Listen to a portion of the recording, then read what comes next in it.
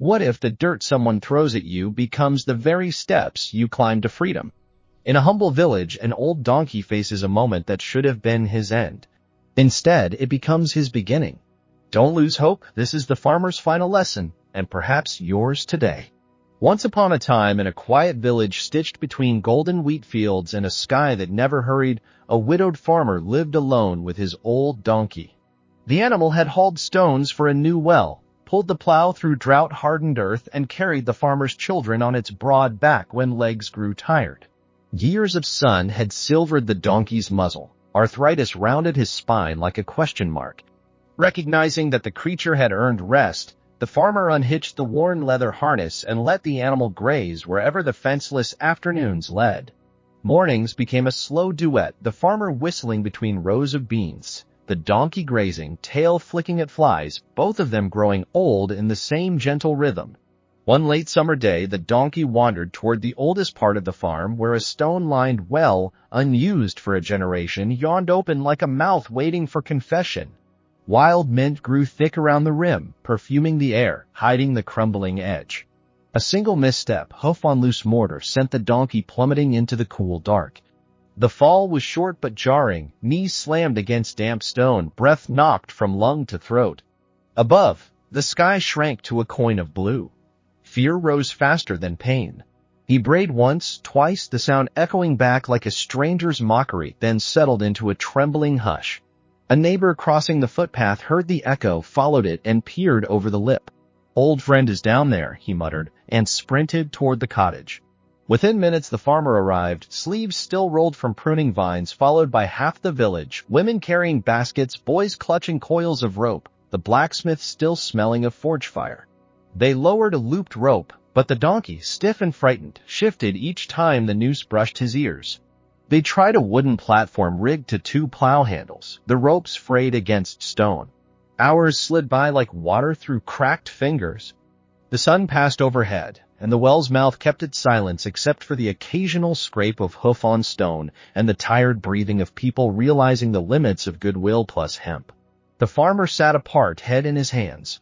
Crop prices were falling. His children had left for the city. The well itself needed repair or filling before someone else fell. Rescue efforts had scraped skin from palms and optimism from hearts. In the hush of dwindling hope, a desperate practicality spoke. If the animal could not be lifted, perhaps the hole could be closed. The thought entered like cold smoke, shameful yet seductive. He stood, voice rough. "We can't leave him suffering. Fill it. End this gently." No one met his eyes. No one argued. Shovels were fetched, wheelbarrows loaded with the same soil the donkey had trod for years. The first clump struck the animal's flank with a dull thud. Dust rose, catching the light like a warning. Beneath the widening sky of dirt, panic surged. The donkey twisted, cried out, felt the sting of small stones mixed with loam. A second load landed, then a third. Something inside the noise shifted, an ancient memory of threshing floors where grain was separated from husk by motion. Instinct spoke in a language older than fear: shake, shift, stand. He quivered his hide, letting soil slide to the floor. Huff found the fresh mound, pressed, compacted. Another shovelful descended, again the shake, the step. Earth that was meant to bury became architecture. Minutes stretched into rhythm. Dirt, shake, step, dirt, shake, step. Cries quieted, breathing leveled. Above, the villagers saw only the back and forth of shovels, unaware that each motion was building a staircase inside the shadows. A boy was first to notice the ears rising higher. He tugged his mother's sleeve. Conversation stopped. Shovels hovered mid-air as the donkey's head, then neck, then shoulders emerged into daylight. One final push against the packed earth sent him forward over the rim, knees buckling slightly before finding balance. Silence held for a heartbeat, broken by the soft scuff of hooves against grass as the donkey walked, not ran, toward the open field, tail swishing away dust like any ordinary afternoon. The farmer's mouth opened, closed, words lost between regret and awe. No one cheered. The moment felt too private for applause. The well gaped behind them, half-filled, a monument to what almost happened. Evening settled purple over the farm. The donkey drank from the creek, water rinsing grit from his coat. He did not linger on betrayal. Animals live in the grammar of now.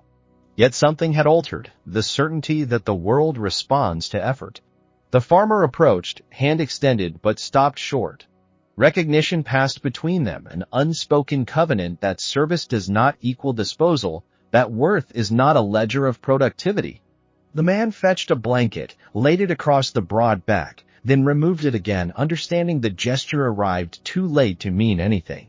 The donkey turned toward the horizon where wheat met sky and walked until both were swallowed by dusk, leaving only the echo of hooves and the lesson hanging like the first star. Obstacles arrive as dirt, criticism that stings, layoffs that bury confidence, illness that fills the sky with dark clumps. The donkey's method is deceptively simple. Name the soil, refuse to wear it as identity, convert it into altitude. Psychologists call this process cognitive restructuring, interpreting events in ways that promote agency rather than defeat. Each shake is an active decision to release the weight. Each step is a micro-goal achieved. Over time, the compound effect resembles compound interest, small deposits of action accruing into visible elevation. The story is not a denial of pain, it is a refusal to let pain write the final chapter. Yet, context matters. The farmer's choice, born of exhaustion, would today warrant intervention by animal welfare authorities. Real-time crises require real-time help. Veterinarians, harnesses, cranes, community crowdfunding. Resilience cooperates with resources. It does not sanctify neglect. If your well is abuse, addiction, or mental illness, stepping up includes dialing the helpline, entering therapy, joining the support group.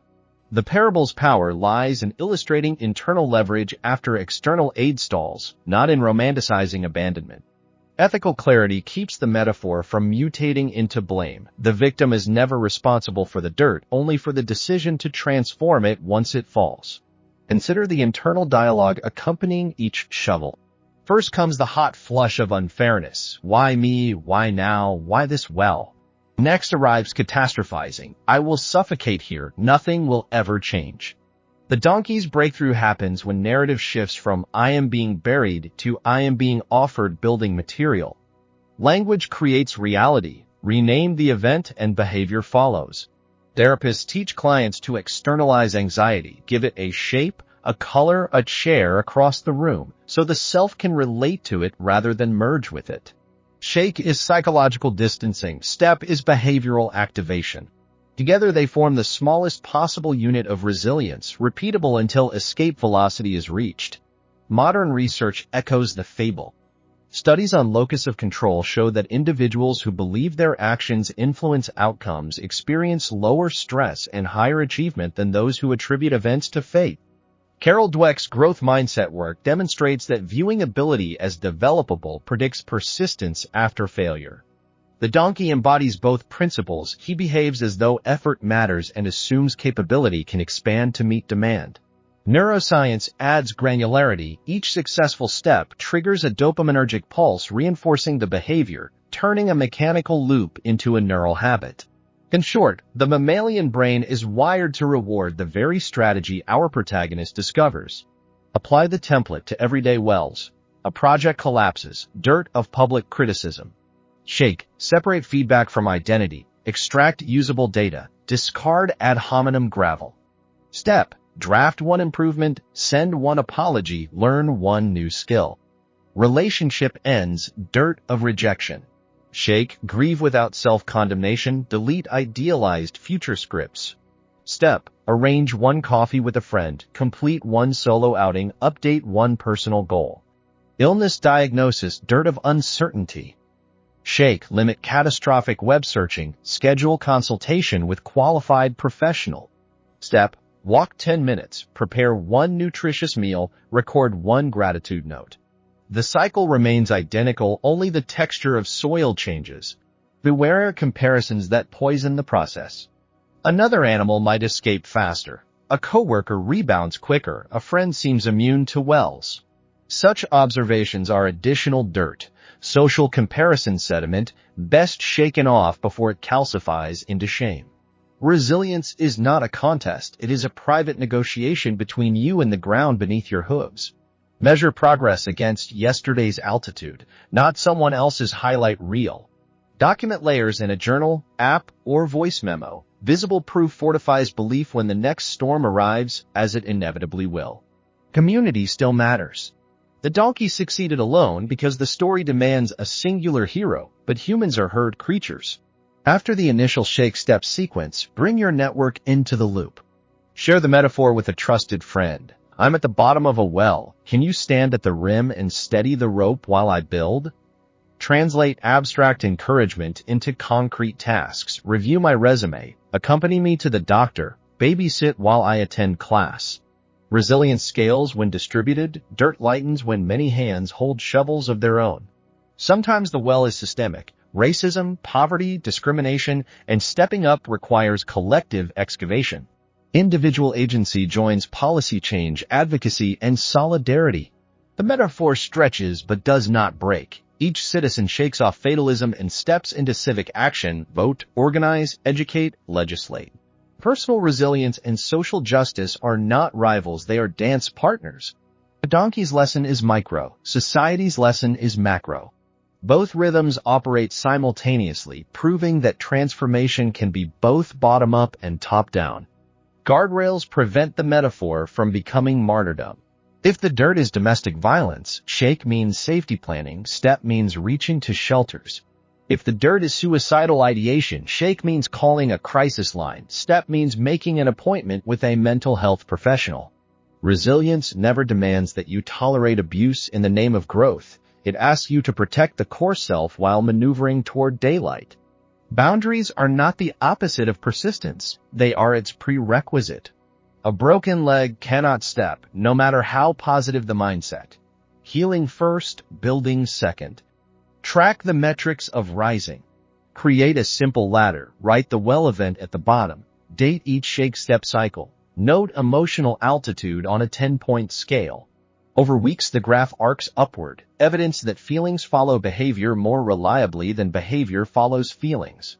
Celebrate micro-victories publicly or privately. Post-workout selfie, completed module certificate, savings account screenshot. Positive reinforcement is the psychological equivalent of compacting soil. It solidifies gains against future erosion. Teach the method early. Children fall into academic, social, and emotional wells daily. Translate the story into language they grasp. That mean comment is dirt. Shake it off by telling an adult. Step up by saying one kind thing to yourself. Repetition wires neural pathways before despair learns to dig deep. Schools adopting growth mindset curricula report increased perseverance and decreased bullying. A generation raised on shake-step logic might still encounter wells, but they will enter armed with shovels of their own making. Eventually, the field levels. One morning, you graze in open sunlight, the well a distant circle you can point to without flinching. Retell the story then, not as trauma, but as template. Mentor the newly trapped, validate the fall, narrate the shake, demonstrate the step. Legacy is the compost of past pain converted into nourishment for others. The donkey never signed up for metaphor, yet his silent walk became instruction. Likewise, your escape route becomes someone else's blueprint, the cycle paying forward until wells, though still dug, are less likely to become graves. So, when the next clump hits, because it will, remember the anatomy of ascent. Feel the impact, allow the sting, then begin the two-beat rhythm that turns burial into elevation. Shake it off, refuse to wear the label, the limit, the fear. Step up, execute one actionable motion that raises you an inch. Repeat until sky widens, until grass greets hoof, until the farmer in your mind, whatever voice decreed your worth spent, watches in humbled silence. Carry no bitterness forward, only the method. The world will call it resilience, but you will know it as the oldest choreography alive. Shake, step, breathe, rise. The farmer watched until the tail became a dot against the wheat, then turned to the half-filled cavity that had nearly become an unmarked grave. He saw his shovel leaning where grief had left it, blade still flecked with damp earth. In that moment, he understood the second half of the lesson. Disposal is easier than salvage, abandonment swifter than invention. The thought lodged like a splinter, aching each time he passed the mound. Years later, when his grandson's puppy tumbled into an irrigation ditch, the memory spurred him to run for boards, rope, and neighbors instead of the fatal shortcut. Wells, he taught the boy, are for drawing water, not for hiding mistakes. Villagers carried the parable in their pockets like smooth worrystones. The blacksmith, hammering horseshoes, recited shake and step to apprentices who blistered under early failures.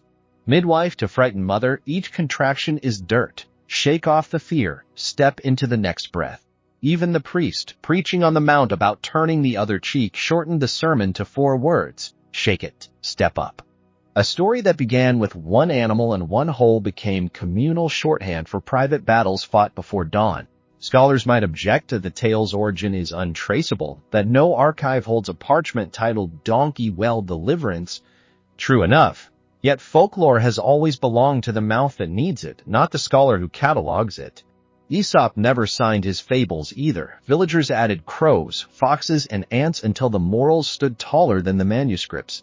Authenticity lives in usage, not attribution. The donkey steps out whenever someone decides that today's insult, rejection, or diagnosis will not be the epilogue. Consider the physics. A well 2 meters wide, 3 meters deep, yields roughly 6 cubic meters of loosened soil. Each shovel delivers about 3 liters, compacting to 2. Simple division says 150 loads form the staircase. At 20 seconds per swing, allow for tired arms, for whispered prayers, that is 50 minutes of rising. Less than an hour between funeral and freedom, yet time dilates inside crisis. The arithmetic comforts. Liberation is not an astronomical event. It is a countable sequence performed by ordinary shoulders. But what if the well is narrower? The walls sheer concrete, the dirt replaced by verbal abuse poured from a boss, a parent, a partner who knows exactly where the cracks are. The metaphor does not break. The method lengthens. Shake becomes documentation. Timestamp the insult, save the email, record the threat. Step becomes boundary. Consult HR, contact a lawyer, open a separate bank account, schedule the exit interview. Same rhythm, slower tempo. Safety first, assent second. The donkey's ears rose in real time. Yours may rise in courtrooms, in therapy sessions, in the slow rebuilding of credit scores. Measure progress in quarters, not minutes. Corporate trainers now charge hefty fees to teach adversity agility, PowerPointing the parable into glossy triangles: event, response, outcome. Participants brainstorm dirt categories: market downturn, product recall, toxic colleague, then practice shake step role play. ROI is measured in reduced turnover, increased innovation. Ironically, the farmer's desperation becomes a consulting revenue stream, proving that even buried mistakes can be excavated for value if narrated properly. Capitalism, too, knows how to climb on dirt it once tried to bury. On social media, the story compresses further. A 15-second reel shows animated dirt turning into glowing stairs, while a voiceover promises your breakthrough is one mindset shift away. Likes pour in, dopamine spikes, algorithms push the clip to millions who scroll between appointments, half hoping for rescue in the time it takes a traffic light to change. The danger is not the simplification, it is the illusion that watching equals climbing. Consumption without practice leaves viewers at the bottom of the well, admiring the staircase someone else built. True shake demands sweat, true step demands weight on the hoof. Still, digital retelling serves a purpose. A teenager in Seoul reads the caption during a bus ride home after failing an entrance exam. She closes the app, opens her notes app, writes dirt equals math score, deletes 3 self-loathing tweets, messages a tutor. One interaction, one decision, one layer. The ripple travels farther than any village fireside could reach. Folklore evolves, the method holds.